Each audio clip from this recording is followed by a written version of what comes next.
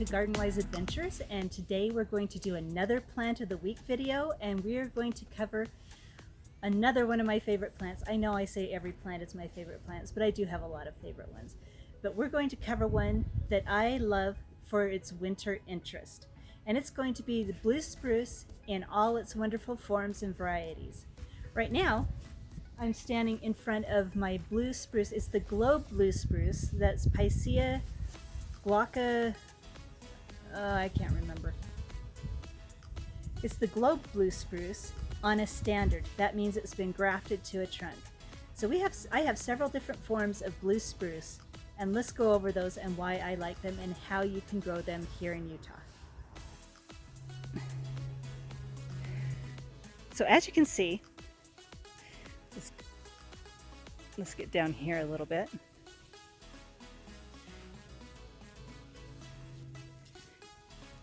This blue spruce has been grafted to a trunk. Just keeps it off the ground a little bit. The reason I love this so much here is because in the winter, number one, the color. I love the color blue. In the winter, the snow catches on top of these and acts like a little snow cap. And I may be weird, but I really love the way that looks, and I think it's a lot of fun. So that is the main reason I planted them.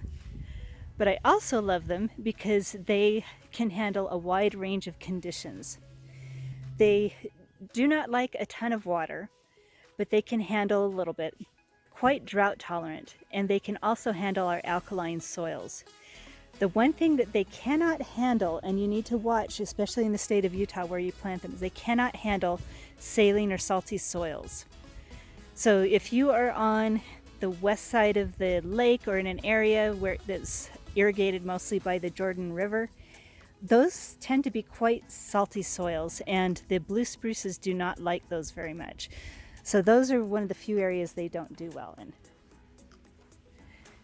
Over here, I have my large blue spruce.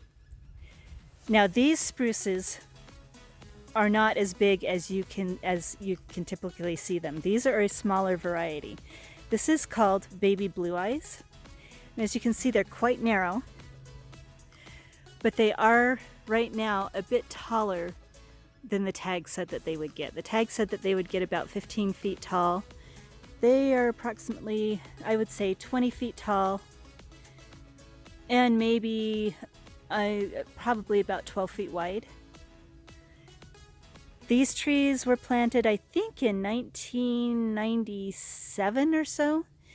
I've had this house for 12 years, and they were quite small when I moved in, and they have really, really increased in size. But I think they're the perfect size for this area. They give great winter interest. I love the color changes during the year. Now you'd think blue spruces don't change, but in the early spring, they have a really translucent blue color when the new needles come out. So I really do like that a lot. In my front yard, I have another blue spruce that's on a standard. It's on the trunk again, as you can see right there. And this one tends to get a little too wide for its area. So I may need to, rather than trying to prune it down to shape, and I'll talk about pruning in blue spruces in just one second, but rather than try to make it smaller, I may change up my landscape design. I had a path through here that we could get to the sidewalk from, and it's just obviously not working because the spruce has gotten too big. So rather than pruning blue spruces, put them in an area where they can get to their full size. Globe blue spruce are said to get about 6 feet tall and wide. This one is getting close to that 6 feet wide, and it'll continue to slowly grow. Now, if I do end up needing to prune a blue spruce, do not hedge them. I see these beautiful globe spruces hedged quite a bit, and spruces and pines and cedars, evergreen trees like that do not like to be hedged. They don't tend to form the new growth at the tips like other shrubs and trees do when you prune them. So the way to prune it, if you really have to prune it, let's say I felt this branch was too long and I didn't like it, you can take it back. These are very pokey.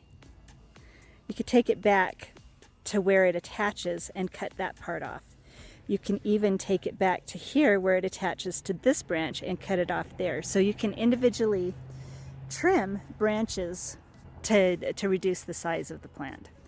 Don't do it too much because they are not going to grow back from those areas, and they really don't like it that much. The other spruces that blue spruces that I have, these are also globe blue spruce. They're not on a standard, and they have tended, as the years have gone on, to take on more of the form of a dwarf-looking tree shape. I thought they were going to be 6 feet tall and wide, kind of round. But instead, they're kind of turning into trees.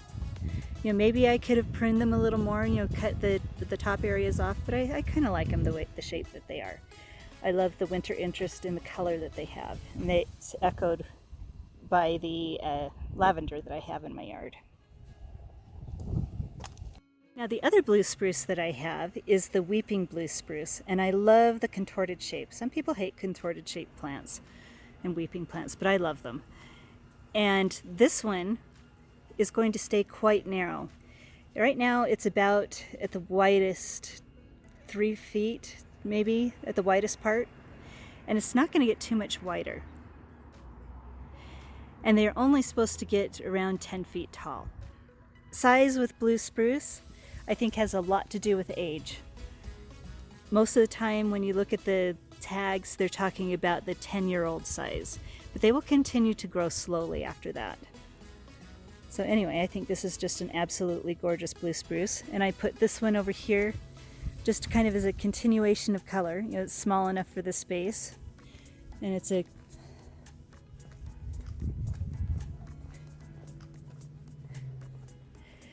continuation of the color for the blue spruces on the other side of my property. Now hopefully you can see why I like growing blue spruces. It's the ease of growing them, the drought tolerance and the beauty, and the different shapes and sizes you can have. So I challenge you to go look at the nursery if you don't have a blue spruce right now, and don't just go straight to the biggest trees that they have. You're the biggest, tallest, widest blue spruces, because that's not the only options. Look at the size of your area and go see if you can find one that matches that size, because I'm sure the nurseries will have something that.